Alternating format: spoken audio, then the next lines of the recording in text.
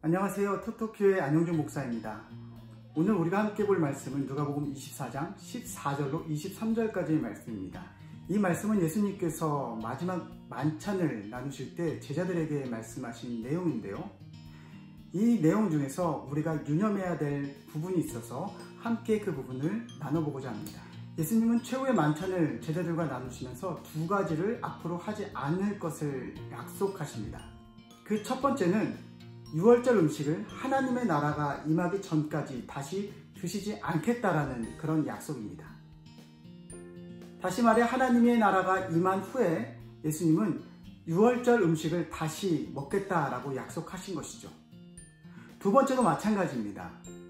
제자들과 함께 나눈 포도주, 그 포도주를 하나님의 나라가 임하기 전까지 다시는 마시지 않겠다라고 그렇게 약속하십니다. 예수님 이 두 가지로 많은 사람들이 분명하게 알 수 있는 하나님의 나라의 증거, 그것을 말씀하신 것인데요.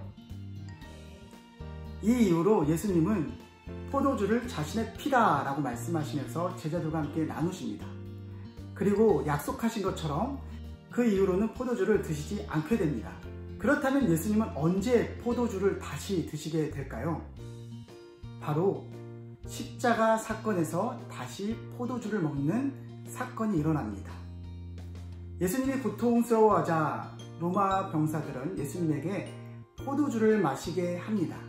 예수님은 그 포도주를 맛보신 후에 드시지 않았다라고 그렇게 성경은 기록하고 있습니다. 다시 말해 하나님의 나라가 임하기 전까지 포도주를 드시지 않겠다라는 예수님의 그 약속은 하나님의 나라가 십자가 사건으로 이루어진 후에야 십자가 위에서 포도주를 다시 드시는 그런 모습으로 성취되게 됩니다. 오늘 피로 세우신 그 언약과 그리고 하나님의 나라의 도래에 대한 그 언약을 예수님은 최후의 만찬에서 말씀해주고 계시는 것이죠. 이 내용은 오늘 우리에게도 많은 것을 시사해 줍니다. 예수님이 십자가에서 포도주를 마신 순간부터 하나님의 나라는 이미 우리들 가운데 도래하였습니다. 그러나 아직 완성되지 않은 것이 사실입니다.